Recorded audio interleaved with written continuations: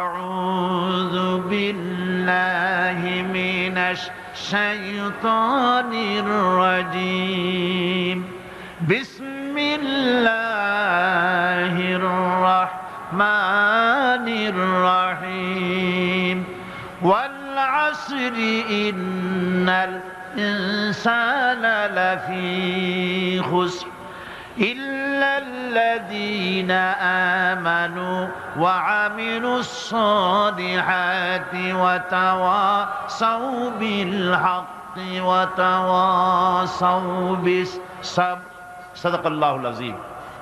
কি বলেন, খুব বড় সূরা, কোরআনে কারীমের সর্বকনিষ্ঠ ছোট্ট একটি সূরা।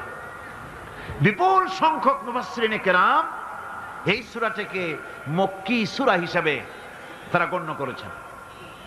সূরাটির বৈশিষ্ট্য হচ্ছে কয়েকটি শব্দের মধ্যে আল্লাহ পাক এর অর্থ এবং ব্যাখ্যা এত বেশি, কয়েকটি শব্দের মধ্যে এই সূরাটি আল্লাহ নাজিল করেছেন, কিন্তু এর অর্থ আর ব্যাখ্যা এত বেশি যা দিয়ে একটা বিশাল গ্রন্থ রচনা হতে পারে।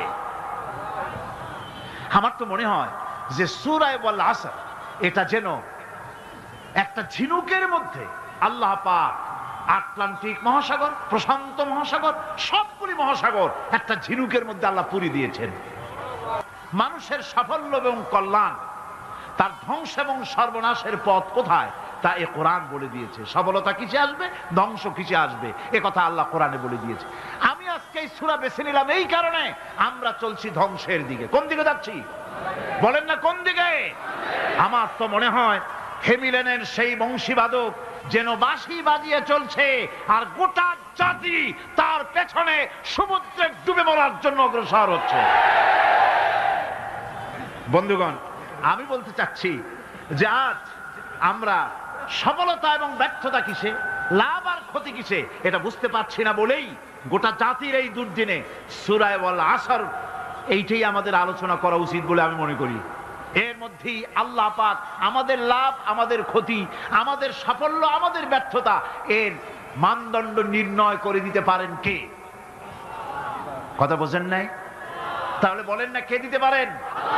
সেই আল্লাহ রাব্বুল আলামিন, তিনি এই কোরআনকে দিয়েছেন, এই সূরা তিনি নাজিল করেছেন। ইমাম শাফি রাহমাতুল্লাহ আলাইহি বলেছেন, লোকেরা যদি এই ছোট্ট সূরাটি উপরে চিন্তা ভাবনা করে তাহলে একটা মানুষের জন্য এই সূরাটাই তার হেদায়েতের জন্য যথেষ্ট হয়ে যেতে পারে, আর কিচ্ছু লাগে না। এই ছোট্ট সূরাটি একটা মানুষের সম্পূর্ণ হেদায়েত হওয়ার জন্য যথেষ্ট। আল্লাহ রাব্বুল আলামিন শুরু করছেন এভাবে, ওয়াল আসরি ইন্নাল ইনসানা লাফি খুসর। ওয়াল আসর, আসরের আগে একটা অ আছে। আরবি গ্রামার অনুযায়ী এই অটা হচ্ছে ওয়াও কাসমিয়া, এটা হচ্ছে শপথ। আল্লাহ কসম করছে। আপনারা খুব চিন্তা ভাবনা করেন, মাথা ঠান্ডা করে, কান এবং দিল, মন, মগজ সব এদিকে আপনারা গভীর মনোনিবেশ সহকারে যদি শোনেন তাহলে বুঝতে পারবেন আল্লাহ পাক শপথ করতেছেন, কসম করতেছেন। এটা কি সোজা ব্যাপার না বিরাট ব্যাপার?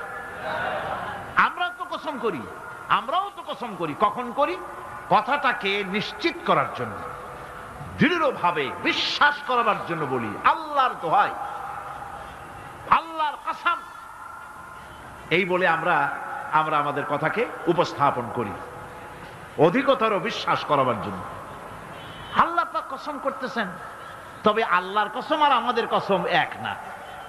আমরা কসম করি সবচাইতে যিনি বড়, মহানত্ব, বিরাটত্ব, শ্রেষ্ঠত্বের উপরে ভিত্তি করে আমরা কসম করি, যেহেতু আল্লাহর চাইতে মহান, বড়, শ্রেষ্ঠ আর কেউ নাই। এই জন্যে আল্লাহর চাইতে বড় কেউ নাই বলে আমাদের জীবনের শ্রেষ্ঠ স্লোগান, মুসলমানের জীবনে শ্রেষ্ঠ স্লোগান নারে তাকবীর। আসতে কইলেন কেন?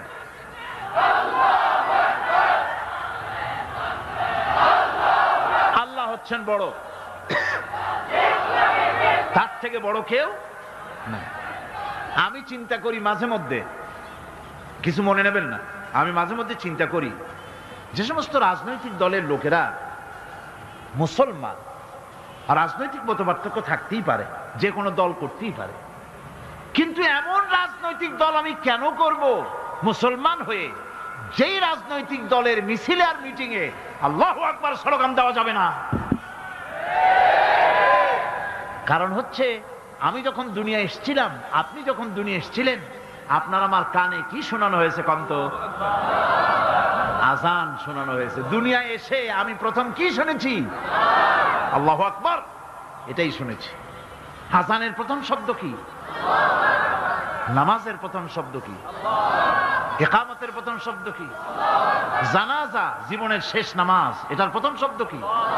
এটা শেষ শব্দ কি? তাহলে এর সিগনিফিকেন্সটা কি?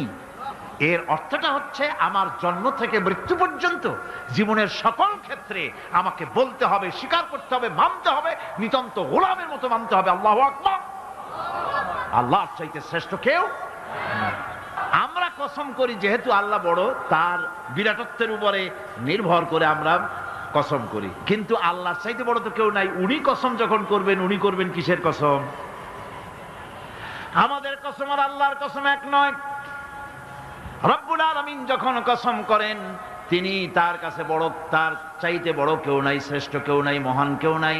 সেজন্য তিনি যে কসম করেন, যে কথা বলতে চান, ওই কথার সাথে, ওই বিষয়ের সাথে যার সম্পর্ক, যার সাযুজ্য আছে, সম্পৃক্ততা আছে, সিমিলারিটি আছে, তার কসম আল্লাহ পাক করেন।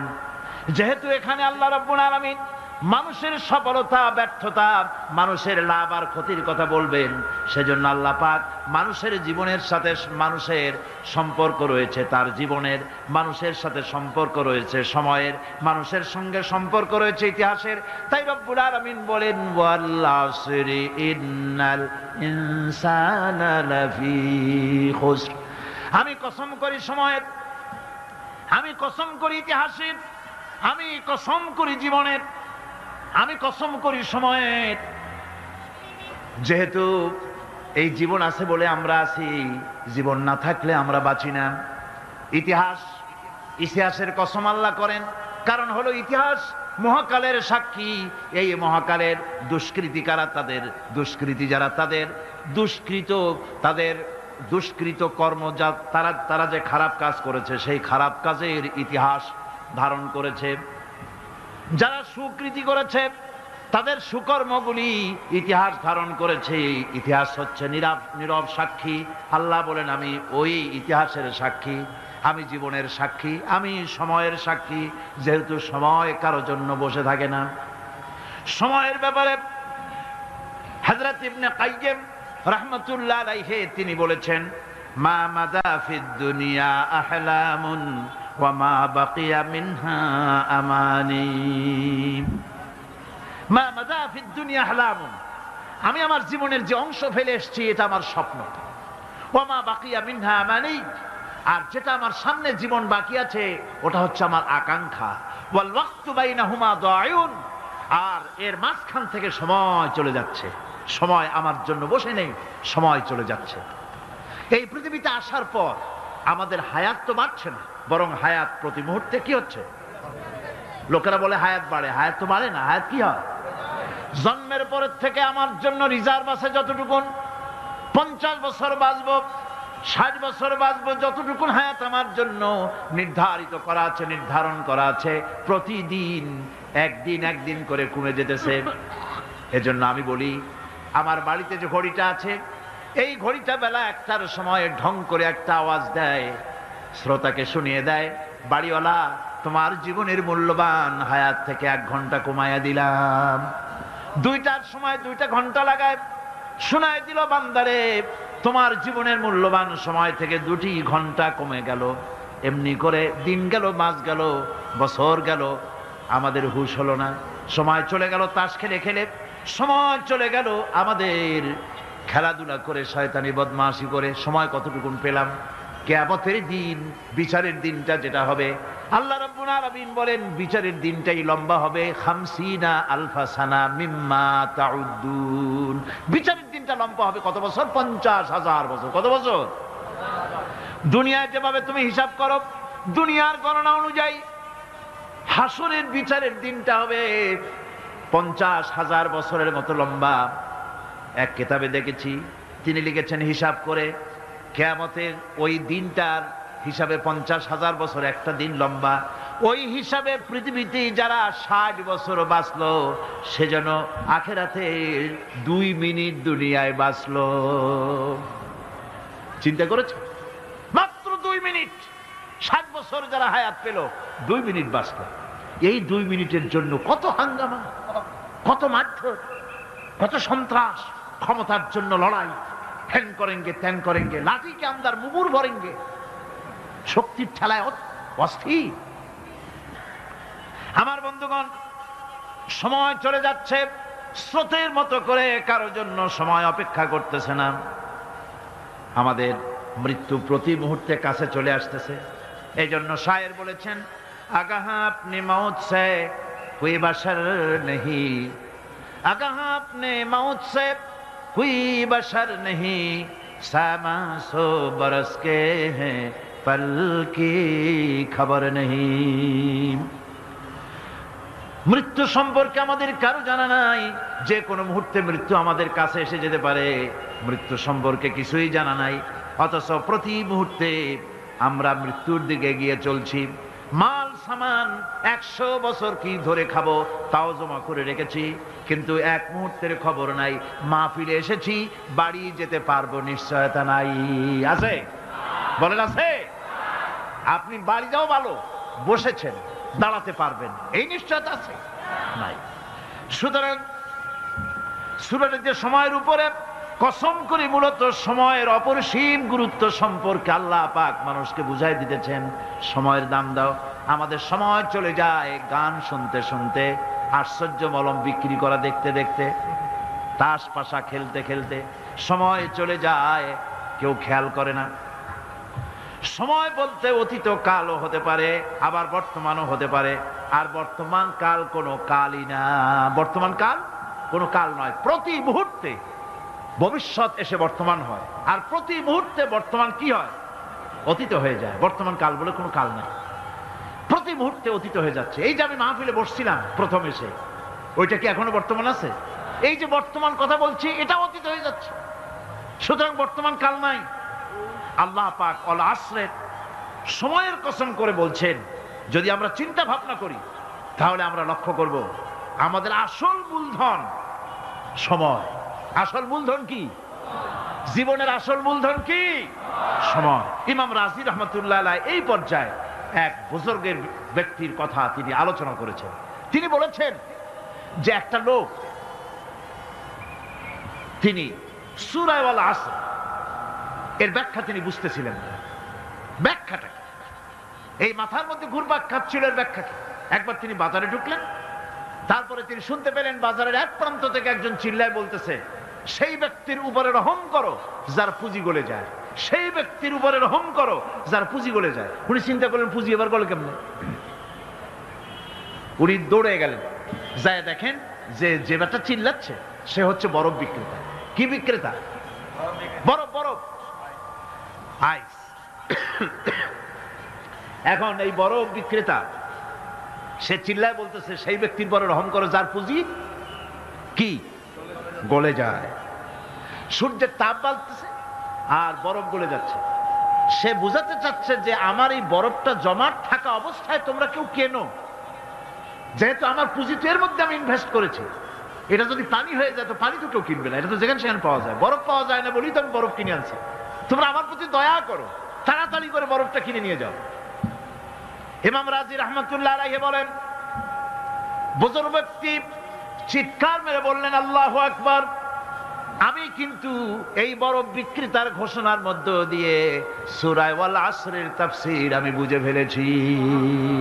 তার মানে হলো বরফ বিক্রেতা যেভাবে বলতেছে সেই ব্যক্তির উপরে রহম করো যার পুঁজি গলে যায়, আমারও তো একটা পুঁজি আছে, ওই পুঁজির নাম হায়াত। প্রতি মুহূর্তে আমার পুঁজি তো গলে যেতেছে, আমার পুঁজি তো গলে যায়, প্রতি মুহূর্তে কমে যেতেছে। আহারে, এই পুঁজি যে গলে গেল ধরে রাখতে পারলাম না, এই জন্য কিছুই তো করতে পারি নাই। সূরা ওয়াল আসরের ভিতরে মানুষের আয়ুষ্কাল দেওয়া হয়েছে বরফ গলে যাওয়ার মতো দ্রুত সে আয়ু কমে যাচ্ছে। একে যদি নষ্ট করে ফেলা হয়, ভুল কাজে ব্যয় করা হয়, সেটাই হচ্ছে মানুষের মূল ক্ষতি। মানুষের মূল ক্ষতি। ব্যবসায় ক্ষতিগ্রস্ত হয়েছে, এটা মূল ক্ষতি নয়। স্বাস্থ্য হারাইছে, মূল ক্ষতি নয়। রাজনীতিতে ব্যর্থ হয়েছে, মূল ক্ষতি নয়। জীবনে মন্ত্রিত্ব হারাইছে, মূল ক্ষতি নয়। মূল ক্ষতি প্রতি মুহূর্তে সময় নষ্ট হচ্ছে, এটাই মূল ক্ষতি। ভাইরা, কিয়ামতের দিন জান্নাতীদের কোনো দুঃখ থাকবে না, সকলের দুঃখ থাকবে। জান্নাতীদের কোনো দুঃখ থাকবে নাকি? থাকবে, থাকবে। জান্নাতীদের মনের মধ্যে একটা দুঃখই থাকবে। ভালো করে শুনুন, জান্নাতীদের মনের মধ্যে একটা দুঃখই হবে।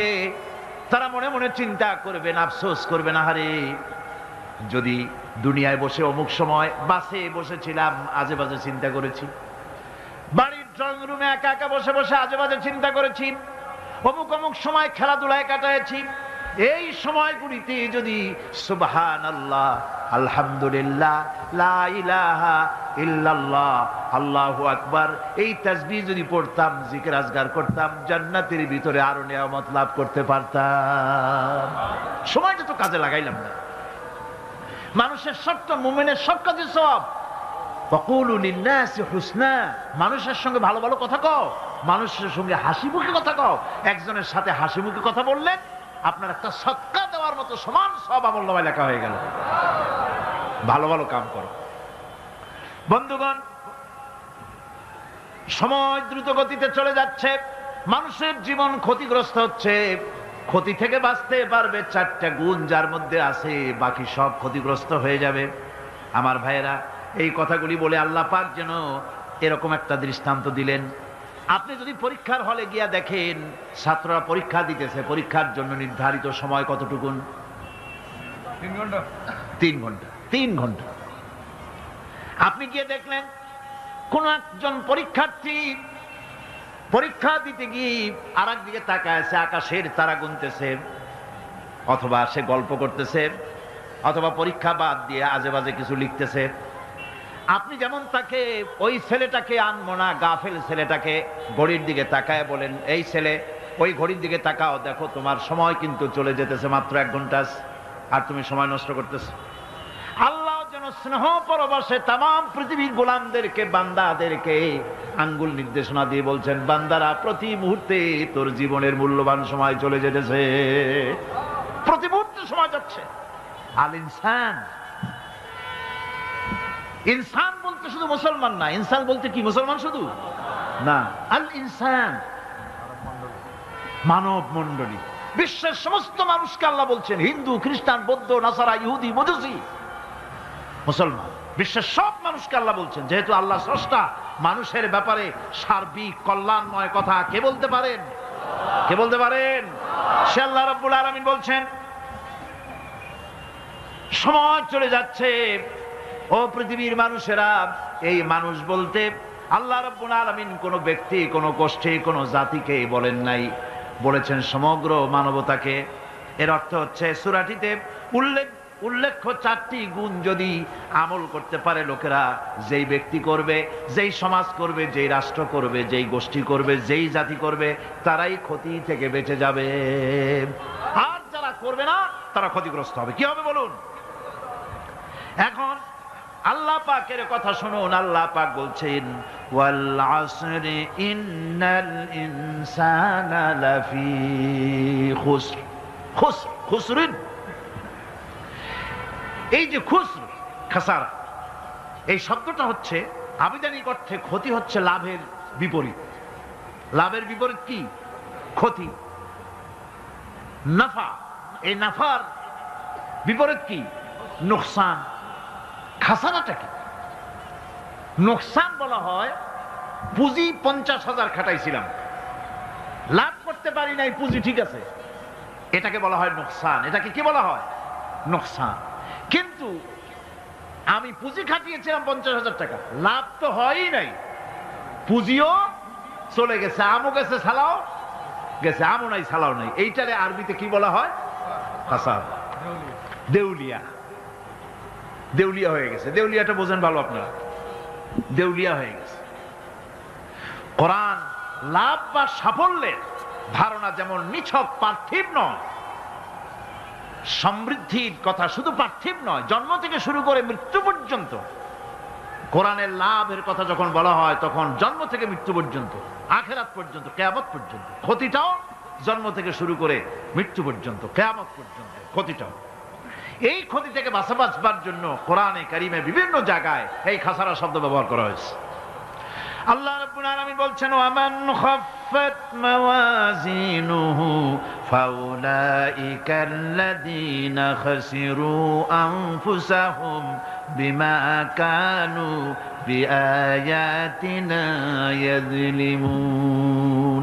যাদের পাল্লা ভারী হবে কিয়ামতে তারাই হবে সফলকাম, আর যাদের পাল্লা হালকা হবে, নেকির পাল্লা যাদের হালকা হবে তারা হবে ক্ষতিগ্রস্ত, তারা নিজেরাই ক্ষতি সাধনকারী হবে কিয়ামতের দিন। কাজে মানুষের জীবনের সমুদয় কার্যাবলীর ভালো অংশ যদি খারাপ অংশের উপরে বিজয়ী হয়, তারপরে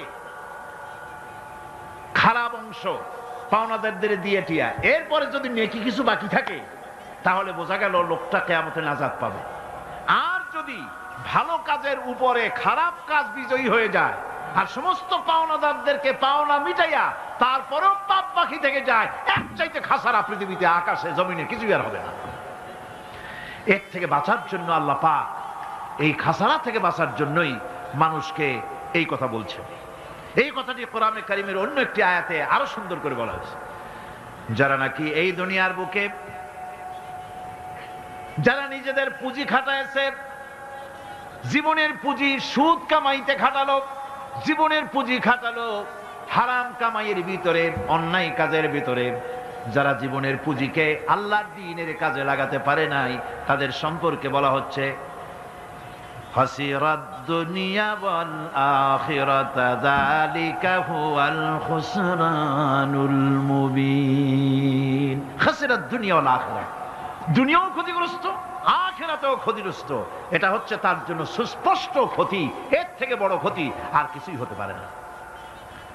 আল্লাহ পাক কোরআনে কারীমে অন্যত্র বলেছেন, وَنُنَزِّلُ مِنَ الْقُرْآنِ مَا هُوَ شِفَاءٌ وَرَحْمَةٌ لِلْمُؤْمِنِينَ وَلَا يَزِيدُ الظَّالِمِينَ إِلَّا خَسَارًا। আমি এই কোরআন অবতরণের পরিক্রমায় এমন সব বিষয় অবতীর্ণ করেছি যা মুমিনদের জন্য নিরাময় এবং তাদের জন্য রহমত, আর জালিমদের জন্য ক্ষতি ছাড়া আর কিছুই বৃদ্ধি পায় না। জালিমদের জন্য ক্ষতি বৃদ্ধি পায়, আর যারা মুমিন তাদের জন্য এর মধ্যে নিরাময় আছে, এর মধ্যে রহমত আছে। অর্থাৎ যারা এই কোরআনকে যারা নিজেদের আইনের কিতাব হিসেবে গ্রহণ করেছে, কোরআনকে তাবিজের কিতাব হিসাবে নয়, ধর্মীয় কিতাব হিসাবে নয়, কোরআন সংবিধান। কোরআন কি? কোরআনকে যারা সংবিধান হিসাবে মেনে নিয়েছে, কোরআনকে যারা সংবিধান হিসাবে গ্রহণ করলো, ব্যক্তি, পরিবার, সমাজ, রাষ্ট্রে তাদের যাবতীয় মানসিক, বুদ্ধিবৃত্তিক, নৈতিক, তামাদ্দুনিক রোগের নিরাময় হবে, এর দ্বারা শান্তি হবে। কিন্তু যেসব জালিম এই কোরআনকে প্রত্যাখ্যান করেছি, কোরআনকে যারা মৌলবাদীদের কিতাব বলে, কোরআনের কথা বললে মৌলবাদ বলে গাইল দেয়, তারা তাদের কপালকে পোড়াইয়া ছাই বানাইয়া দিছে, তাদের কপাল ভস্মীভূত করে দিয়েছে। আমার দেশে, এই দেশটা কি মুসলমান বেশি না অন্য জাতি বেশি? কোন? জোরে কোন? মুসলমান সবচেয়ে। খুব লক্ষ্য করে শোনেন, এই দেশে সবচেয়ে মুসলমান বেশি, ইন্দোনেশিয়ার পরে। পৃথিবীর দ্বিতীয় বৃহত্তম মুসলিম দেশ হলো কোনটা? বাংলাদেশ। এই দেশে ইসলামরে যত গালি দেওয়া হয়েছে, কোরআনকে যত গালি দেওয়া হয়েছে, আলেমদেরকে যত গালি দেওয়া হয়েছে, রাসূলুল্লাহকে যত গালি দেওয়া হয়েছে, ইসলামী আদর্শকে যত গালি দেওয়া হয়েছে, পৃথিবীতে কোন দেশে এইভাবে ইসলামকে গালি দেওয়া কোথাও হয় না। এমনকি আমেরিকার মতো দেশে, ইংল্যান্ডের মতো দেশেও কোরআনের বিরুদ্ধে এত কথা কেউ বলতে সাহস পাবে না, ইসলামের বিরুদ্ধে কথা বলতে সাহস পাবে না, যেহেতু মুসলমানেরা সেখানে পাল্টা আক্রমণ করবে। আজ আমার দেশে মুসলমানের ঘরের সন্তান হইয়া ইসলামের বিরুদ্ধে তারা বক্তব্য রাখে। মৌলবাদ জিকির উঠে গেছে। আমেরিকার প্রেসিডেন্টরা যখন শপথ নেন, প্রেসিডেন্ট হিসেবে ওথ নেন, বাইবেলের উপরে হাত রাখেন আর বলেন এই মহাগ্রন্থকে স্পর্শ করে শপথ নিচ্ছি, আমি আমার চিন্তা চেতনা, আমার মেধা, আমার প্রজ্ঞা সবটা আমার জাতি, আমার দেশকে উন্নয়নের জন্য, এর সমৃদ্ধির জন্য, এর সংরক্ষণের জন্য আমি আমার জীবনকে উৎসর্গ করব। বাইবেলের উপরে স্পর্শ করে এই শপথ তারা নেন। আমার দেশের প্রেসিডেন্ট, প্রধানমন্ত্রী শপথ নেওয়ার সময় কোরআন শরীফের উপরে হাত রাখে যদি, তাহলে বলা হবে বেচারা মৌলবাদী হয়ে গেছে।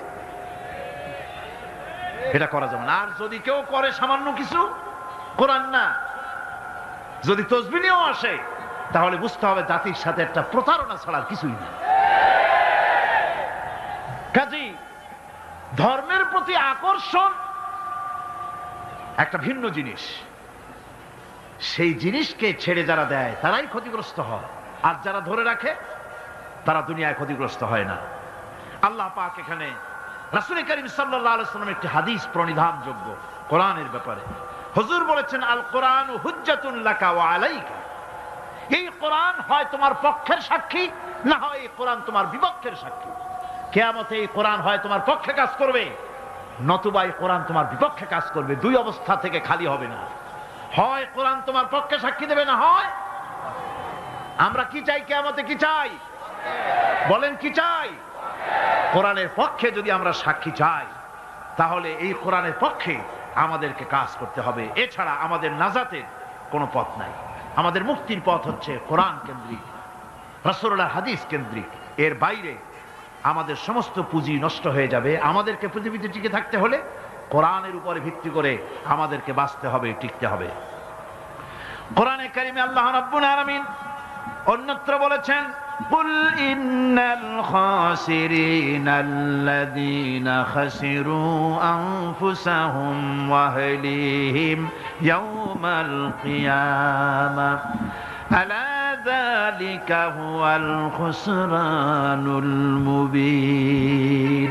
বলো, প্রকৃত দেউলিয়া তারাই যারা কিয়ামতের দিন নিজেকে, নিজের পরিবারবর্গকে এই ক্ষতির দিকে যারা ঠেলে দেবে।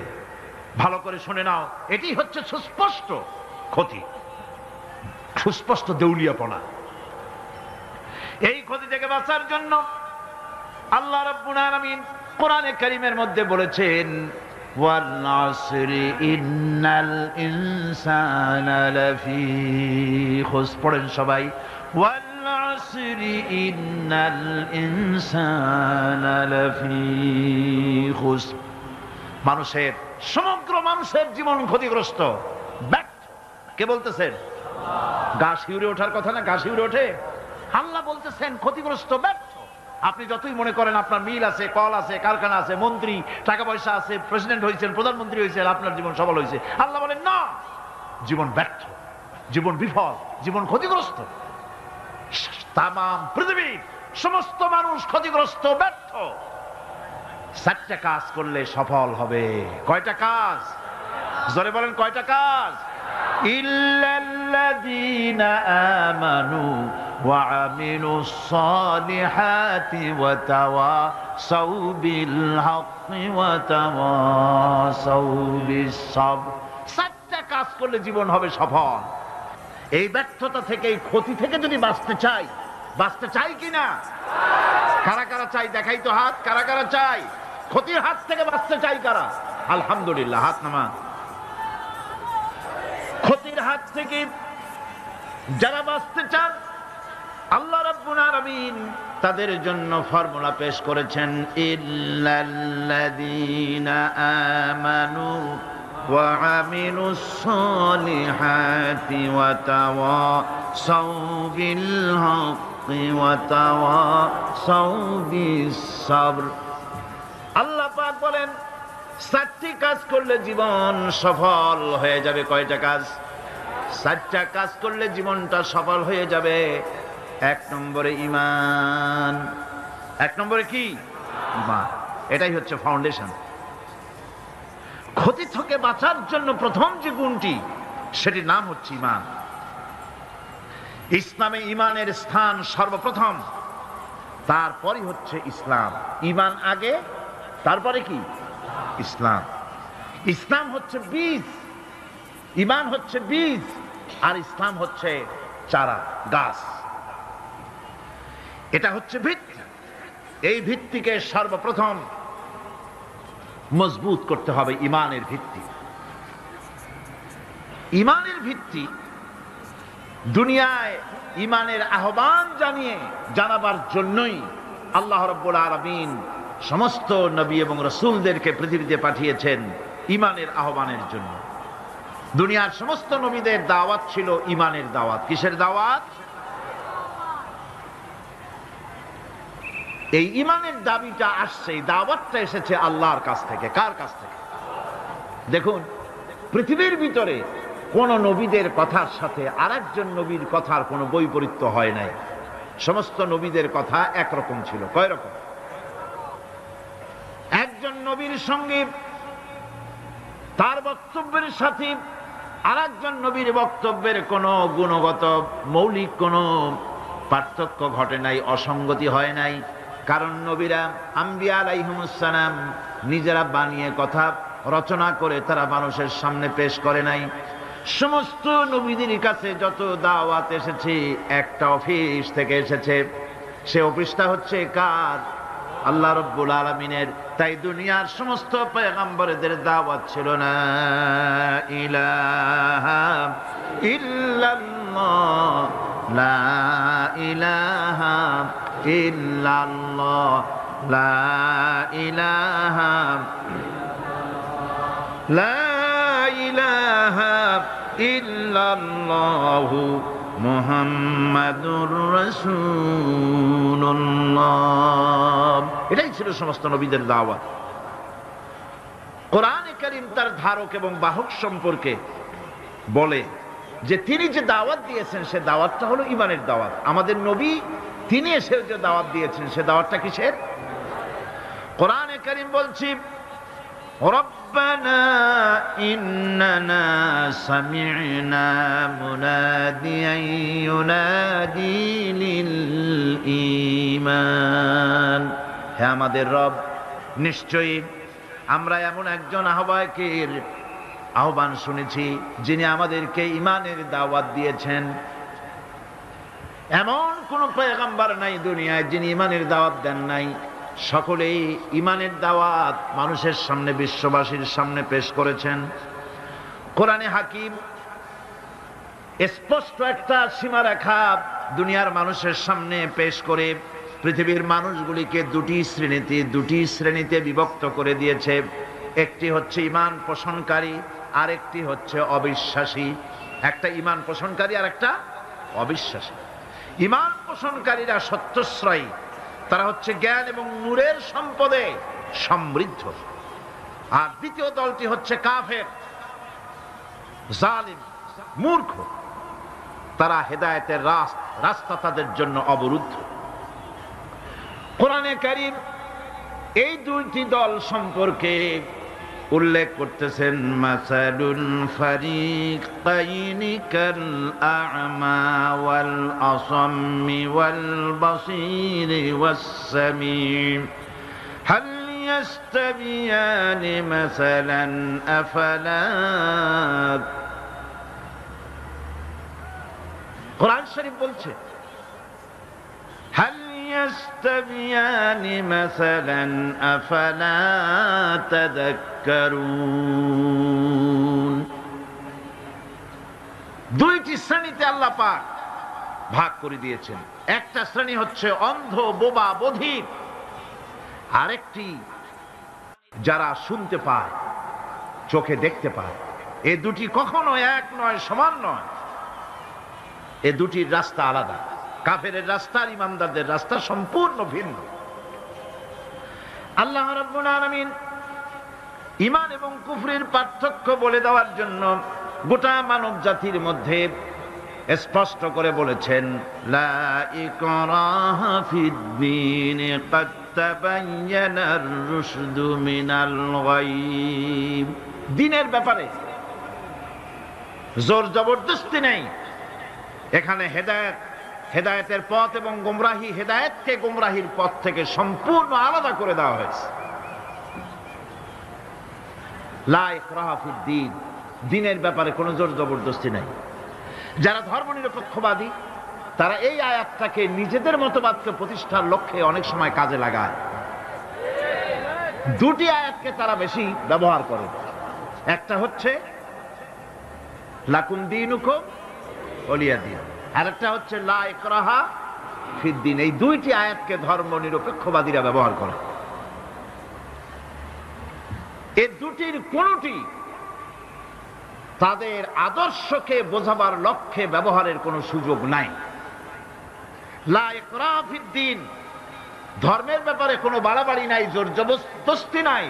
এ কথা বলা হয়েছে এই কারণে যে কোন বিধর্মীকে, অমুসলিমকে ভয় দেখিয়ে, লোভ দেখিয়ে অথবা কোন ক্রমে কোন প্রকার চাপ সৃষ্টি করে তাকে মুসলমান বানানো যাবে না। এমনকি সূরা তওবার মধ্যে এসেছে, যুদ্ধ চলাকালীন সময়, জিহাদ চলাকালীন সময় কোন অমুসলিম যদি ইসলাম জানার জন্য তোমাদের তাঁবুতে আসে, তাহলে তুমি তাকে ইসলাম বুঝাও। ইসলাম শোনার পরে যদি মেনে নেয় ভালো কথা, আর যদি না মানে তাকে তার তাঁবু পর্যন্ত ফিরে যেতে চাও, ফিরে যেতে দাও। মাঝপথে তাকে আক্রমণ করা যাবে না। ধর্মের ব্যাপারে কোনো বাড়াবাড়ি নাই, লা ইকরাহা ফিদ্দীন। এর দ্বারা ধর্মনিরপেক্ষতার কোনো কথা বোঝানো হয়নি। আর লাকুম দীনুকুম ওয়ালিয়া দীন, এটা ছিল কাফেরদের সেই বক্তব্যের প্রেক্ষিতে যেখানে কাফেরেরা বলেছিল মুহাম্মদ সাল্লাল্লাহু আলাইহি ওয়াসাল্লাম, আসুন আমরা এক কাজ করি, সেটা হলো ধর্ম নিয়ে আমাদের মধ্যে যে বাকবিতণ্ডা হচ্ছে, আমরা ধর্মকে 50-50 ভাগ করে দিই। কিছুদিন আমরা গিয়া আপনার আল্লাহরে সেজদা দেই, আর কিছুদিন আপনারা আমাদের মূর্তিগুলিকে প্রণাম করুন। এই প্রস্তাব যখন রাখল, আল্লাহ রাব্বুল আলামিন সূরা কাফিরুন অবতীর্ণ করে দিলেন, কুল ইয়া আইয়ুহাল কাফিরুন লা আ'বুদু মা তা'বুদুন। হে কাফেরেরা, হে অবিশ্বাসীরা, নবী আপনি বলুন, হে অবিশ্বাসীরা, তোমরা যার ইবাদত করো আমরা তার ইবাদত করি না, আবার আমরা যার ইবাদত করি তোমরাও তার ইবাদত করো না। সুতরাং লাকুম দীনুকুম ওয়ালিয়া দীন, সুতরাং তোমাদের দিন তোমাদের জন্য, আমাদের দিন আমাদের জন্য। এখানে নিরপেক্ষতার কথা বলা হয় না, এখানে পক্ষের কথা বলা হয়েছে। কিসের পক্ষ? ধর্মের পক্ষ। কিসের পক্ষ? হিন্দু, খ্রিস্টান, বৌদ্ধ, তোমরা তোমাদের ধর্মের পক্ষে থাকো। মুসলমান, তোমরা তোমাদের ধর্মের পক্ষে থাকো। ধর্মের ব্যাপারে নিরপেক্ষ হওয়ার কোনো সুযোগ নাই। আছে নাকি সুযোগ? আমি পার্লামেন্টে বলেছি এই কথা, যে একটা ধর্মের উপরে বিশ্বাস করে নিজেকে একটা ধর্মের পক্ষের ব্যক্তি হিসাবে ঘোষণা করে কেউ বলছে, দাবি করছে আমি হিন্দু, কেউ বলছে আমি বৌদ্ধ, কেউ বলছে আমি খ্রিস্টান, কেউ বলছে আমি মুসলমান। নিজেকে একটা ধর্মের বিশ্বাসী ঘোষণা করার পর আমি ধর্মনিরপেক্ষ, এই কথাটা মিথ্যা, বানোয়াট, জালিয়াতি, প্রতারণা, মুনাফিক। কোন ধর্মের অনুসারী ব্যক্তি ধর্মনিরপেক্ষ হতে পারে না। কেবলমাত্র নাস্তিক, যারা আল্লাহরে মানে না, আল্লাহকে স্বীকার করে না, ওরা বলতে পারে আমরা ধর্মনিরপেক্ষ, ধর্মের ব্যাপারে আমরা নিরপেক্ষ, গুলো মানি না, বিশ্বাস করি না। কিন্তু যারা ধর্মে মানে, সেদের যে ধর্মেরই হোক না কেন, সে ব্যক্তি ধর্মনিরপেক্ষ যদি দাবি করে, এটা মিথ্যে কথা, এটা মুনাফিকি ছাড়া আর কিছু হতে পারে না। মুসলমানকে, যে কোনো জাতিকে যে ধর্মে আছে ধর্মের পক্ষে থাকার কথাই বলা হয়েছে। এখন আমি বলতেছিলাম ইমানের কথা। ইমান আগে আনতে হবে। ইমান সম্পর্কে আল্লাহ রাব্বুল আলামিন বলতেছেন, ইমান হলো আগে, তারপরে ইসলাম। আবার ইমান আনার আগে আবার কুফরি একটা শব্দ আছে, সেটা হলো ফামান ইয়াকফুর বিত্তাগুতি ওয়া ইউমিন বিল্লাহি ফাকাদ ইসতামসাকা বিল উরওয়াতিল উসকা লা ইনফিসামা লাহা ওয়াল্লাহু সামিউন আলীম। ফামান ইয়াকফুর বিত-তাগুত, যে ব্যক্তি তাগুতকে অস্বীকার করেছে, সর্বপ্রথম তাগুতকে অস্বীকার করতে হবে। ওয়া ইউমিন বিল্লাহ, আর এরপরে আল্লাহর উপরে যে ঈমান আনলো, ফাকাদ ইসতামসাকা বিল উরওয়াতিল উসকা, সেমন এক শক্ত অবলম্বন ধারণ করলো যা তাকে কোনো কিছুই বিচ্ছিন্ন করবে না, ধ্বংস করে দেবে না। সুবহানাল্লাহ। এখন সত্যিকারের ঈমানদারের পরিচয়টা কি? কোরআনে কারীম সত্যিকারের ঈমানদারের পরিচয় এভাবে পেশ করতেছে, ইন্নামাল মুমিনুনা আল্লাযীনা আমানু বিল্লাহি ওয়া রাসূলিহি সুম্মা লাম ইয়ারতাবু وجاهدوا بأموالهم وأنفسهم في سبيل الله أولئك هم الصادقون। ঈমানের দাবিতে সত্যবাদী কারা? ইন্নামাল মুমিনুনা আল্লাযীনা আমানু বিল্লাহি ওয়া রাসূলিহি, সত্যিকারের মুমিন তো তারা যারা নাকি ঈমান এনেছে আল্লাহর উপর এবং রাসূলের উপরে। এই ঈমান আনার পর সুম্মা লাম ইয়ারতাবু, এরপরে কোন সন্দেহে সে নিপতিত হয় নাই, কোন সন্দেহ তার মনের মধ্যে জায়গা পায় নাই, আর সে আল্লাহর রাস্তায় জিহাদ করেছে মাল দিয়ে, জান দিয়ে। উলাইকা হুমুস সাদিকুন, এরাই হলো ঈমানের দাবিতে সত্যবাদী। সুম্মা লাম ইয়ারতাবু, অথবা এক বিন্দু সন্দেহ মনের মধ্যে জায়গা দেয় নাই, অর্থাৎ ঈমান আনছি কার উপরে? আল্লাহর উপরে। কার উপরে? আর তার রাসূলের উপরে। আল্লাহ এবং রাসূলের উপরে ঈমান আনার পর যারা আল্লাহ এবং রাসূলের বিধান জীবনের সকল ক্ষেত্রে মানতে পারে নাই, তারাই সন্দেহে নিপতিত হয়েছে। কথা বুঝতে পেরেছেন? তাদের সন্দেহ এই কোরআন মানুষের জীবন, তার সম্পদ, তার রাজনীতি, তার অর্থনীতি পরিচালনা করতে পারে না। সেই জন্য ধর্মের ব্যাপারে কোরআন মানি, ধর্মের ব্যাপারে নামাজ আর রোজা মানি, কিন্তু রাজনীতিতে ধর্ম মানি না। এটাই হলো সন্দেহ। এটাই কি? সন্দেহ, অবিশ্বাস।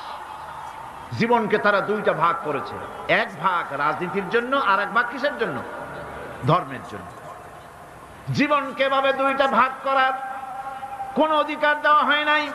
যারাই মুখে উচ্চারণ করেছে লা ইলাহা ইল্লাল্লাহু মুহাম্মাদুর রাসূলুল্লাহ, জোরে সোরে পড়েন লা ইলাহা ইল্লাল্লাহু মুহাম্মাদুর রাসূলুল্লাহ। যারা জীবনকে, যারা নাকি ঈমান এনেছে, কালেমা বিশ্বাস করেছে, আল্লাহ এবং রাসূলের প্রতি ঈমান এনেছে, জীবনকে দুইটা ভাগ করার কোনো অধিকার নাই। যার কথা মতো নামাজ পড়ব, তার কথা মতোই রাজনীতি করব। যার কথা মতো হজ করব, যাকাত দিব, তার কথা মতো পার্লামেন্ট চালাবো। যার কথা মতো হজ করব, যাকাত দিব, সেজদা দিব, তার কথা মতোই বঙ্গভবন আর সেক্রেটারিয়েট চালাবো। যাকে মানি, যে আল্লাহরে সেজদা করি সারা জীবন, যে রাসূলকে মানি আমার নেতা হিসাবে, রাসূল হিসাবে, সে আল্লাহ এবং রাসূলের হুকুম অনুযায়ী আমার কোর্ট কাছারি, আদালত, শিক্ষাঙ্গন চালাবো। এটা যদি চালাই তবে আমি মুমিন, আর যদি না চালাই, সন্দেহে যদি নিপতিত হয়ে যায় যে কোরআন থাকবে মসজিদে, আমার পার্লামেন্টে কোরআন ঢুকতে পারবে না। কোরআন পার্লামেন্ট শুরু হওয়ার সময় একবার তেলাওয়াত হবে, কিন্তু তা আমল করা হবে না। অনুষ্ঠানগুলি শুরু হবে কোরআন দিয়ে, কিন্তু তা আমল করা হবে না। কোরআন তেলাওয়াত করে ব্যবসা প্রতিষ্ঠান উদ্বোধন করা হচ্ছে, কিন্তু সুদের টাকা দিয়ে ব্যবসা প্রতিষ্ঠান বানানো হলো। বিবাহ পড়ানো হচ্ছে কোরআনের আয়াত দিয়ে, কিন্তু যৌতুক গ্রহণ করা হারাম, সেই যৌতুক দিয়ে বিয়ে উদ্বোধন করা হলো। এমনি সকল ক্ষেত্রে নাফরমানি করে যে ঈমানের দাবি করলো, এই ঈমান ঈমান নয়, এর নাম মুনাফিকি। এখন এই কথাটা মনে রাখতে হবে যে ঈমান এমন এক বিষয় যা আবার মৌখিক দাবি করলেই হয় না। কেউ যদি পড়ে লা ইলাহা ইল্লাল্লাহ, মুসলমান কি হয়ে গেল? বলেন আপনি, ফতোয়া দেন হয়ে গেল? खिरद ने गर कह भी दिया ला इलाहा इल्लल्लाह तो क्या हासिल, दिलो निगाह मुसलमान नहीं तो कुछ भी नहीं। खिरद ने गर कह भी दिया ला इलाहा इल्लल्लाह, মুখে আসলো আর স্বতঃস্ফূর্তভাবে বলে ফেললো লা ইলাহা ইল্লাল্লাহ, তো क्या हासिल, এতে কিছু এর দ্বারা কোনো উপকার হলো না।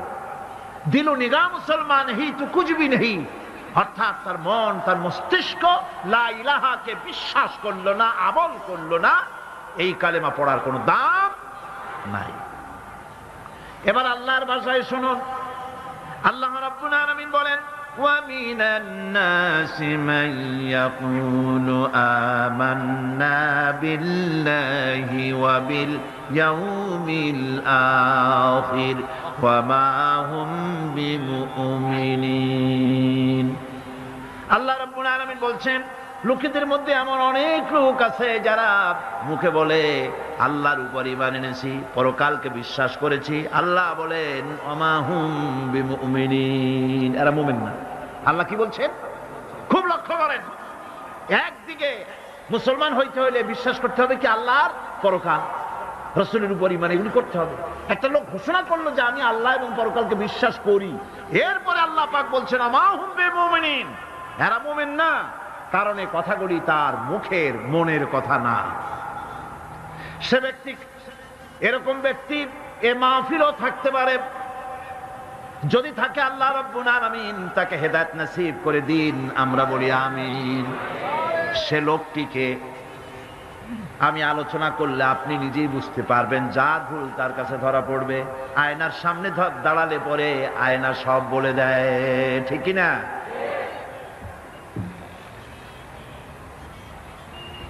সেই ব্যক্তি, যে ব্যক্তি নাকি কালেমা পড়ে, নামাজ পড়ে, আবার ব্যবসায়ী হলে ওজনে কম দেয়, খাদ্যে ভেজাল দেয়, মানুষের সঙ্গে প্রতারণা করে, টাকা নিয়ে ফেরত দেয় না, ওয়াদা খেলাপ করে, চুরি করে, ডাকাতি করে, জেনা করে, সুদভিত্তিক ব্যাংকের থেকে টাকা তুলে ব্যবসা করে, সুদের ব্যবসা করে, ঘুষ দেয়, জেনা করে, আর একদিকে নামাজ পড়ে, সময় হলে আবার হজ করে আসে। এই ধরনের মানুষগুলি ইহরামের কাপড় পরে, হজের নিয়ত করে, জিদ্দায় পা রেখে যখন বলে লাব্বাইক আল্লাহুম্মা লাব্বাইক লাব্বাইক লা শারীকা লাকা লাব্বাইক ইন্নাল হামদা ওয়ান নি'মাতা লাকা ওয়াল মুলক লা শারীকা লাক লাব্বাইক আল্লাহুম্মা লাব্বাইক, আয় আল্লাহ, প্রভু হাজির, প্রভু আমি হাজির, হে আমার রব, তোমার গোলাম হাজির। বান্দা বলে আয় আল্লাহ, গোলাম হাজির। গায়েব থেকে আওয়াজ আসে, আল্লাহর পক্ষ থেকে বলা হয় লা লাব্বাইকা ওয়ালা সাদাইক। বান্দা বলছে আমি উপস্থিত মাবুদ, আর মাবুদ বলছে আমি তোমার উপস্থিতিকে গ্রহণ করলাম না। তুই বলছো হাজির, আমি বলছি তুমি অনুপস্থিত, তোমার উপস্থিতি আমি গ্রহণ করলাম না। কারণ তুমি যে টিকিট করে আসছো ওইটা হারাম টাকা, যে রামের কাপড় পরেছো ওইটা হারাম টাকা দিয়ে কেনা, মক্কা মদিনায় যে খরচ করবে, তাবুতে থাকবে, বাস ভাড়া দেবে, যা খাবে, জায়নামাজ কিনবা, তসবিহ কিনবা, মার্কেটিং করার জন্য যে টাকা আনছো, সব হারাম। তোমার গায়ের গোশত হারাম, তোমার গায়ের রক্ত হারাম, হারাম খেয়ে পেটটারে সাইজ মতো বানাইছো, এরকম করে হারামের টাকা দিয়া হজ করতে এসেছো, তোমার উপস্থিতি আমি গ্রহণ করলাম না। নাউজুবিল্লাহ। সুতরাং মুমিনের দাবি করলেই হবে না, ঈমানের দাবি করলেই হবে না, কাজে তা প্রমাণ করতে হবে। সেটা কি? সেটা হচ্ছে ইন্নাল্লাযীনা ক্বালু রাব্বুনাল্লাহু সুম্মা ইসতাকামু তাতানাজ্জালু আলাইহিমুল মালাইকা,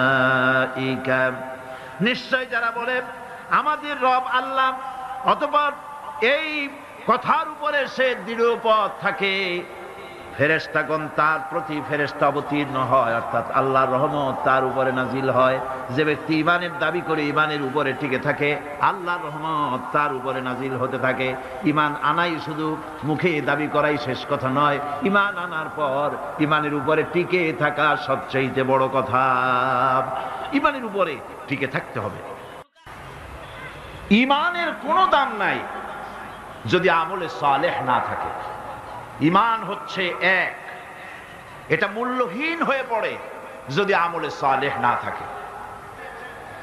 যে নেক কাজ করতে হবে আল্লাহকে খুশি করার জন্য, কাজটা ভালো হওয়ার জন্য শর্ত দুইটা। একটা হচ্ছে কাজটা হতে হবে আল্লাহকে খুশি করার জন্য। কারে খুশি করার জন্য? আল্লাহ পাককে খুশি করার জন্য হতে হবে। আর 2 নম্বরে কাজটা হতে হবে সুন্নতে নববী সাল্লাল্লাহু আলাইহি ওয়াসাল্লাম, রাসূল করিম সাল্লাল্লাহু আলাইহি ওয়াসাল্লামের সুন্নতের উপরে কাজটি হতে হবে। তাহলেই আপনার আমলটা সহি হয়ে গেল। আপনি আমি নিজের আন্দাজ করে কাজটা খুব ভালো হয়েছে মনে করলেই হবে না।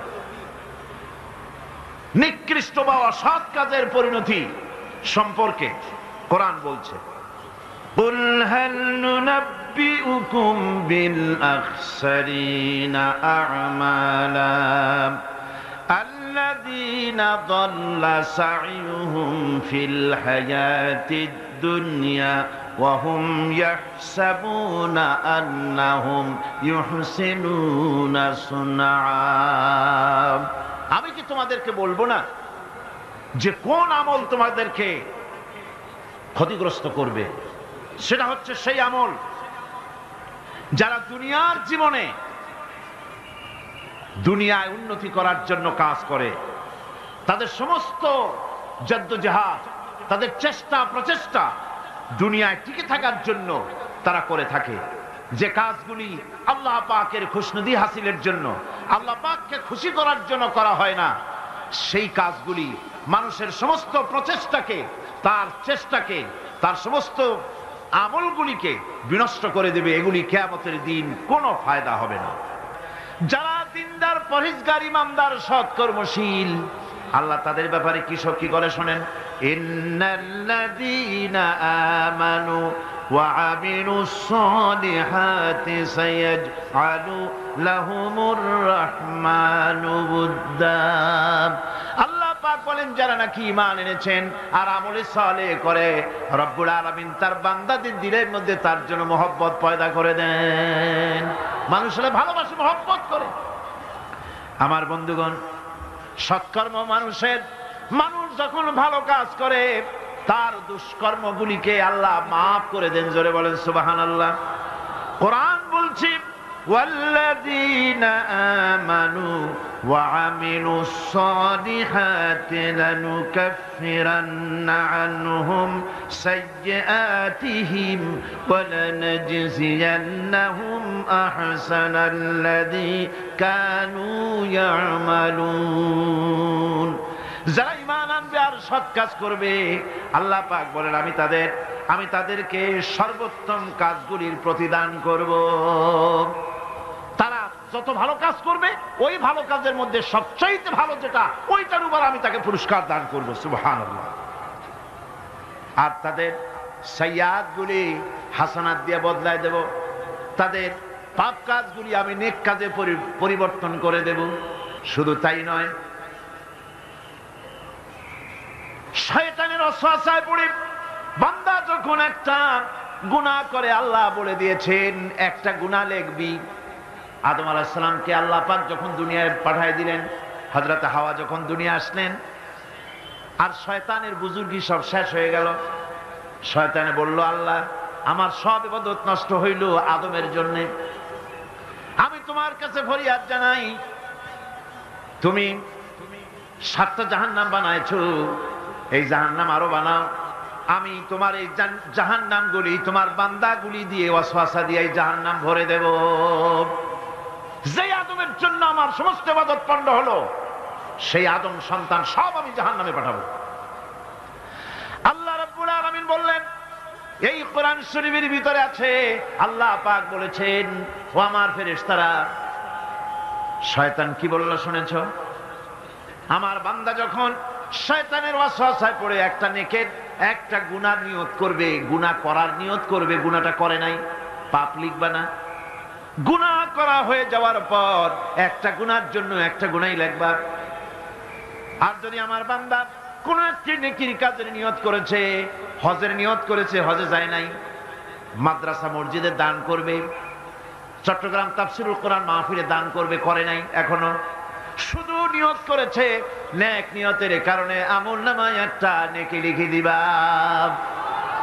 আর যখন নেকের কামটা করা হয়ে যাবে, আল্লাহ পাক বলেন মান জাআ বিল হাসানাতি ফালাহু আশরু আমসালিহা। নেকের কাজটা যখন করা হয়ে যাবে, আমার বান্দার আমলনামায় একটা নেকের পরিবর্তে 10টা গ্রেস মার্ক লাগাইয়া 10 গুণ বাড়াইয়া দিবা। সুবহানাল্লাহ। আমি বান্দা, আল্লাহ পাক বলেন বান্দার কোন আমলের উপরে আমি জুলম করি না। বান্দা যদি যে সব কাজ করবে, সমস্ত নেক কাজের জন্য আমি তাকে সওয়াব দান করব। শুধু তাই না, সৎকর্মশীল ব্যক্তিদের রুজিতে আমি বরকত দিয়ে দিব। সুবহানাল্লাহ কোন। ভালো কাজ যারা করবে তাদের রুজিতে আল্লাহ পাক কি করবেন?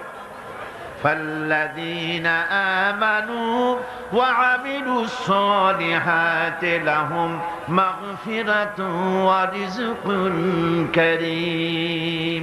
যারা ঈমান আনবে এবং ভালো কাজ করবে, আমি তাদেরকে উত্তম রিজক দান করব। শুধু তাই নয়, আমলে সালিহ যারা করবে, সৎকর্মশীল লোকদের, তাদের জন্য রয়েছে আমার কাছে ক্ষমা, মাগফিরাত। وَإِنِّي لَغَفَّارٌ لِمَنْ تَابَ وَآمَنَ وَعَمِلَ صَالِحًا ثُمَّ اهْتَدَى। নিঃসন্দেহে আমি ক্ষমাশীল ওই সব বান্দাদের জন্য যারা সৎ কাজ করে, আমলে সালেহ করে, নেক কাজ করে, আর গুনাহ থেকে তওবা করে, আর এই তওবার উপরে, হেদায়েতের উপরে টিকে থাকে। আমি তাদের গুনাহ খাসি আমি রব্বুল আলামিন মাফ করে দেই। গুনাহ খাতাকে ক্ষমা করে দেব। যারা ঈমান আনবে, আমলে সালেহ করবে, নেক কাজ করবে, তাদেরকে আল্লাহ পাক ক্ষমার ওয়াদা করেছেন। মানব গোষ্ঠীকে মহা ক্ষতি থেকে বাঁচাবার জন্য আল্লাহ পাক তৃতীয় যে পয়েন্টের কথা বলেছেন সেটা হচ্ছে হক। সেটা কি? হক শব্দটি হচ্ছে বাতিলের বিপরীত, মিথ্যার বিপরীত, অসত্যের বিপরীত। শব্দটি কি? হক। এর অর্থ হচ্ছে সঠিক, নির্ভুল, সত্য, ন্যায়, ইনসাফ ইত্যাদি এই কথার মধ্যে এসে যায়। এর মধ্যে আল্লাহর হক এবং বান্দার হক এসে যায়। হকের দাওয়াত অর্থ হচ্ছে ঈমানদারদের সমাজ এরকম হবে না যে বাতিল মাথা উঁচু করে দাঁড়াবে আর হকপন্থীরা মাথা নিচু করে তারপরে চলবে, নাহকের বিরুদ্ধে কথা বলবে না, চুপ করে থাকবে। এটা ঈমানদার যে সমাজে বাস করে সেই সমাজের চিত্র এরকম হতে পারে না। লূত আলাইহিস সালামের জামানায় যখন জমিনটাকে উল্টে দেওয়ার জন্য অর্ডার হলো, তখন ফেরেশতা বলছিল, আয় আল্লাহ, এই জমিনে তো একটা লোক আছে যে 30 বছর পর্যন্ত তোমার ইবাদত করেছে, সেই লোকটারে তো সরাবার ব্যাপারে তুমি কিছু বললা না। আল্লাহ রাব্বুল আলামিন বললেন, জমিনটা উল্টায়া ওর মাথায় আগে রাখো, রে শুদ্ধা জমিনটারে উল্টায় দাও। কারণ গোটা জাতি যখন আমার সঙ্গে নাফরমানি করছে, আমার নবীর সঙ্গে নাফরমানি করতেছে, তখন এরা কথা বলে নাই। এই লোক নিজের ইবাদত নিয়ে ব্যস্ত ছিল, নিজেকে জাহান্নাম থেকে বাঁচাবার চেষ্টা করেছে। গোটা জাতি জাহান্নামে যায় সেজন্য ভুরুক্ষেপ করে নাই। হক কথা বলতেই হবে। হক যে বলবে না, হক থেকে যে চুপ থাকবে, সে হচ্ছে শয়তানুন আখরাস, বোবা শয়তান। রাসূলুল্লাহ হাদিসে বলেছেন, হক থেকে যে চুপ থাকে সেটা কি শয়তান? বোবা শয়তান। এখন আপনাকে বিপদ মুসিবত থেকে বাঁচার জন্য হকের দাওয়াত দিতে হবে, তা না হলে আল্লাহ পাক ক্ষমা করবেন না। না হক যখন সমাজে চলতে থাকে, হকের আওয়াজকে একজনকে হলেও হকের আওয়াজ বুলন্দ করতে হবে। কোরআনে কারিমে রব্বুল আলামিন বলেন, واتقوا فتنة لا تصيبن الذين ظلموا منكم خاصة। সতর্ক থাকো, বেঁচে থাকো ওই সব বিপদ থেকে, মুসিবত থেকে, যেই বিপদ শুধুমাত্র বিপদের কারণ যারা ওদের জন্যই নাজিল হবে না, বরং যারা সহ্য করে তাদের উপরও বিপদ আসবে। যারা বিপদের কারণ, গুনাহের কারণ, শুধু ওরাই ধ্বংস হবে না, যারা সহ্য করবে তাদেরকেও আযাবের মধ্যে নিপতিত হতে হবে। একটা দৃষ্টান্ত দিলে বুঝবেন। আপনার বাড়ির সামনে ড্রেনের ভিতরে বিড়াল মরে পড়েছে, কুকুর মরে পড়েছে, আপনি নাকে রুমাল দিয়ে যান, বাড়িওয়ালা ভালাইতেছে না, আপনিও ভালাবার চেষ্টা করতেছেন না। এখন এইটা পচে গলে দুর্গন্ধ হয়ে পরিবেশ নষ্ট করে দেবে। তখন এই মরা কুকুরটার দুর্গন্ধে শুধু বাড়িওয়ালাই অসুস্থ হবে না আশেপাশের লোকেরা অসুস্থ হবে? বলেন আপনারা, সবাই অসুস্থ হয়ে পড়বে। সুতরাং বাড়িওয়ালা যদি না ফালায়, আপনার দায়িত্বে আপনাকে ফেলতে হবে। অন্যায় যেখানে উঠবে সেখানেই তাকে নির্মূল করতে হবে। এটা হলো উম্মতে মুহাম্মাদীর দায়িত্ব। আল্লাহ পাক এর জন্য বলেছেন, ওয়ালতাকুম মিনকুম উম্মাতুন ইয়াদউনা ইলাল খায়র ইয়া'মুরুনা বিল মা'রুফ وينهون عن المنكر وأولئك هم المفلحون। তোমাদের মধ্যে এমন কিছু লোক থাকা দরকার যারা মানুষকে কল্যাণের দিকে ডাকবে এবং অকল্যাণ থেকে মানুষকে ফিরাবে, কল্যাণের দিকে ডাকবে, হকের দিকে ডাকবে, নেক কাজের দিকে ডাকবে, মানুষকে ভালো কাজের দিকে ডাকবে। এরকম কিছু লোক তোমাদের মধ্যে হয়ে যাওয়া উচিত, তৈরি হওয়া উচিত, যারা হকের দাওয়াত নিয়ে তারা সমাজে বেরোবে। কারণ মুসলমানেরা হলো আমাদের সম্পর্কে আল্লাহ পাক বলেছেন, কুনতুম খায়রা উম্মাতিন উখরিজাত লিন-নাসি তা'মুরুনা বিল মা'রুফি ওয়া তানহাউনা আনিল মুনকার। তোমরা হচ্ছে শ্রেষ্ঠ জাতি। আমরা কি জাতি? আমরা যে শ্রেষ্ঠ জাতি সে কথা বলার মতো হিম্মত এখন আমাদের আর নাই, যার জন্য আপনারা আওয়াজ দিলেন যা শোনাই গেল। মুসলমানেরা কি জাতি? খায়রে উমাম, ইমামে আকওয়াম। পৃথিবীর ভিতরে সমস্ত জাতি সমূহের ভেতরে শ্রেষ্ঠ জাতি কারা? আরো জোরে বলুন। একথা কে বলেছেন? আল্লাহ পাক বলেছেন, তোমরা শ্রেষ্ঠ জাতি। তোমাদের দায়িত্ব হচ্ছে তা'মুরুনা বিল মা'রুফ ওয়া তানহাউনা আনিল মুনকার। তোমাদের দায়িত্ব হচ্ছে ভালো কাজের আদেশ করবে, অন্যায় কাজ থেকে মানুষদেরকে ফিরাবে। এটা হচ্ছে তোমাদের দায়িত্ব। এই দায়িত্ব যদি আমরা পালন করতাম তাহলে আমাদের সমাজের ভেতরে এই অন্যায় অসত্য টিকে থাকতে পারত না। আমরা মানুষকে ভালো কাজের আদেশ দেই না। ভালো কাজের আদেশ দিতে হলে ক্ষমতায় থাকতে হয়। আদেশ আর অনুরোধ এই দুটি কি এক জিনিস? আদেশ আর অনুরোধ দুটি কি এক জিনিস? আদেশ দিতে গেলে আদেশের জায়গায় পৌঁছাতে হয়। আদেশের জায়গায় না গিয়ে কাউকে হুকুম দেওয়া যায় না, অনুরোধ জানাতে হয়।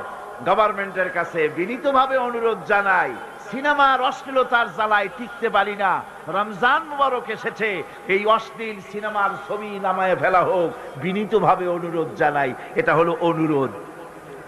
আর আল্লাহ বলছেন ইসলামের ব্যাপারটা অনুরোধের ব্যাপার নয়, এটা হচ্ছে আদেশের ব্যাপার। ক্ষমতায় এমন লোক পাঠাতে হবে যে রমজান মাস এলে পরে অর্ডার দেবে, সিনেমার সমস্ত ছবি আর গান বন্ধ করে দাও। হোটেলের কোন দরজা খোলা থাকতে পারবে না, কোন খাবারের দোকান মুসলমানদের খোলা থাকতে পারবে না। এটা হচ্ছে অর্ডারের কাজ। তা'মুরুনা বিল মা'রুফ, আমর, হুকুম, অর্ডার। অনুরোধ করে হয় না, এটা আদেশ দেওয়ার মাকামে যেতে হয়। সেই আদেশের মাকামে আমরা কি যেতে পেরেছি? পারিনি। আমাদের অবস্থা হচ্ছে মোল্লার দৌড় মসজিদ পর্যন্ত। এই কথাটা যে কে শুনাইছে আল্লাহই জানে।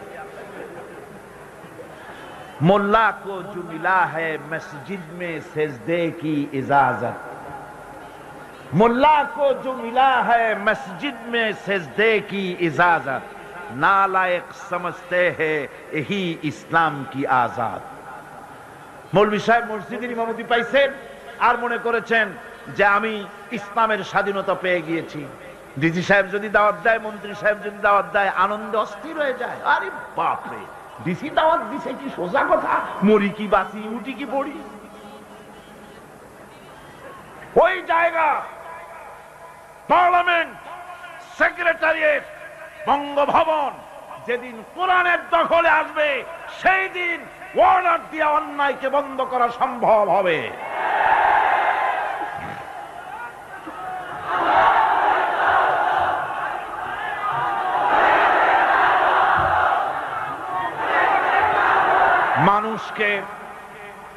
মানুষকে হকের দাওয়াত দিতে হবে। আল্লাহ রাব্বুল আলামিন বলেন, ومن أحسن قولا ممن دعا إلى الله وعمل صالحا وقال إنني من المسلمين ومن أحسن قولا ممن دعا إلى الله।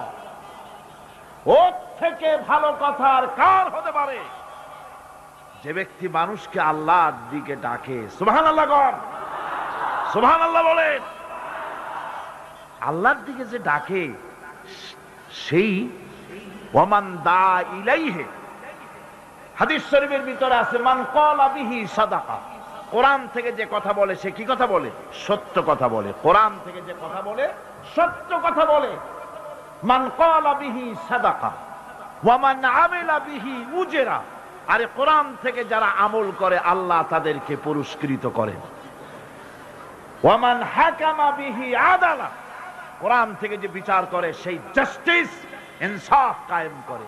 ওয়ামান দা ইলাইহি হুদিয়া ইলা সিরাতিল মুস্তাকিম। আর যারা কোরআনের দিকে দাওয়াত দেয় তাদের দাওয়াতই সহজ সরল দাওয়াত। আওলাদের রাসূল আপনাদের সামনে কোরআনের দাওয়াত দিলেন, কোরআনের পক্ষে কাজ করুন, সবাই হাত উঁচু করে আপনারা সমর্থন দিয়েছেন।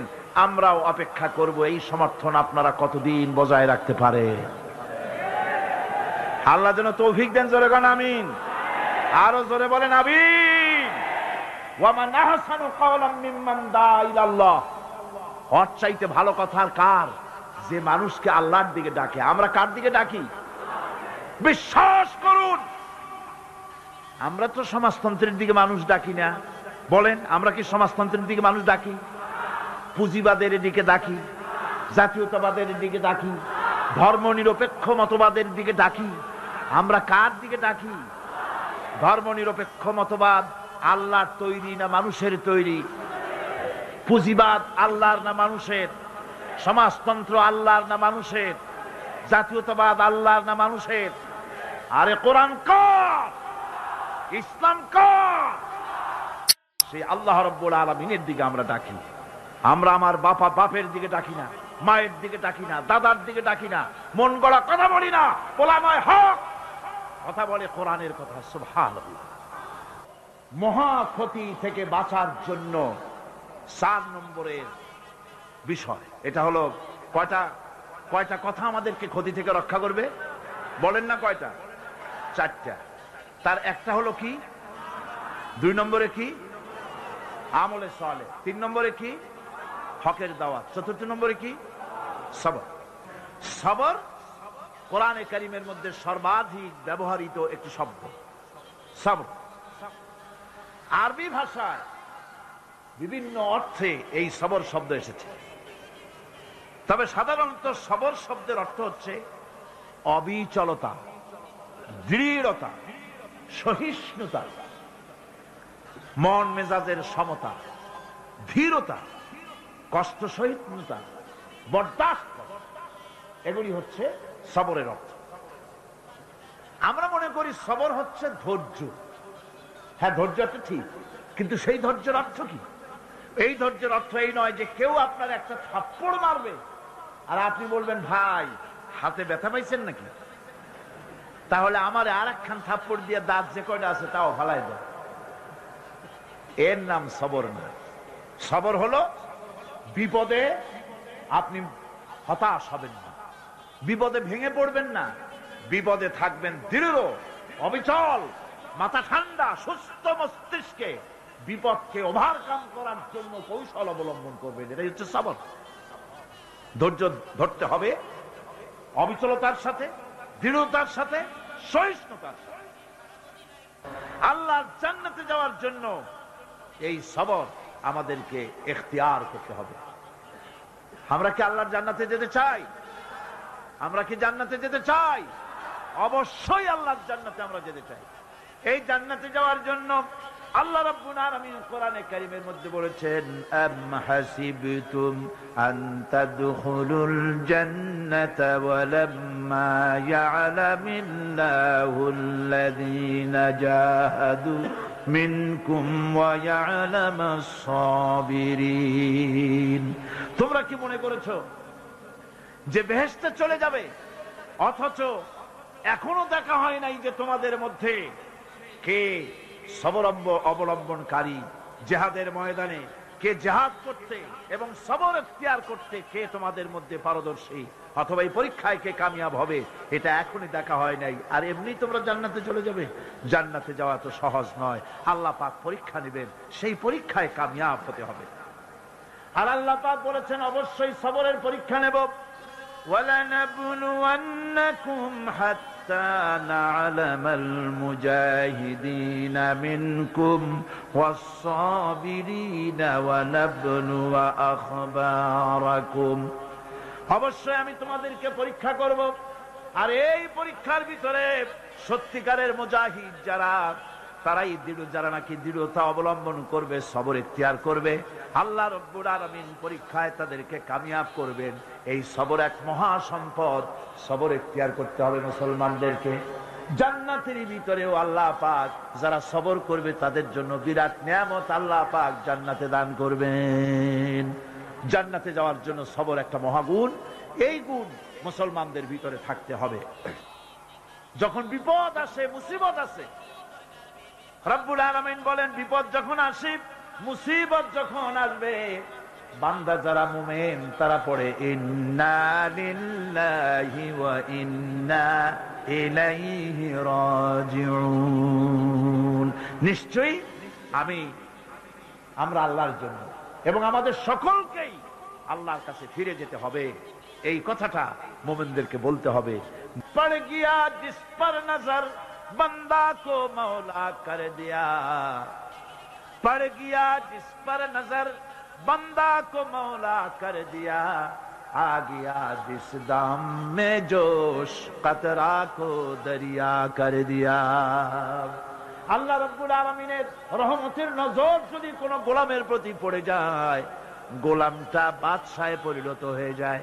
আল্লাহর রহমতের নজর যদি এক ফোঁটা পানির উপরে পড়ে যায়, পানি ফোঁটা আটলান্টিক মহাসাগরে পরিণত হয়ে যায়।